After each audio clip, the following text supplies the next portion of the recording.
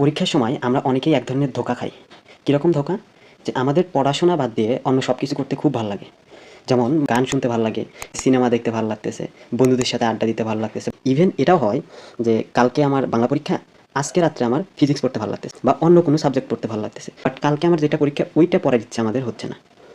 এর কারণ হলো আমাদের ব্রেইন আসলে কমফোর্ট জোনে থাকতেছে। কালকে আমার বাংলা পরীক্ষা, আজকে আমার প্রেশার নিয়ে বাংলা পড়তে হবে, বাংলা আমার বইটা শেষ করতে হবে, সেটা মাথায় ধরে রাখতে হবে, কালকে পরীক্ষার হলে আমাকে আবার সেটা লিখে আসতে হবে। এই যে এত ঝামেলা কিন্তু ব্রেইন সহজে নিতে চাইবে না। তো ওই সময় আমার মনে হবে যে আমি এটা করব সেটা করব, কিন্তু এই জিনিসগুলো এক ধরনের ধোঁকা।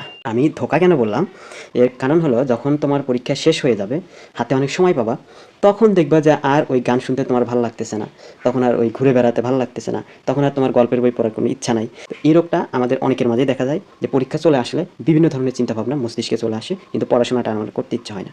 তো এই ধোঁকা খেয়ে যেন আমরা বোকা সেজে না যাই।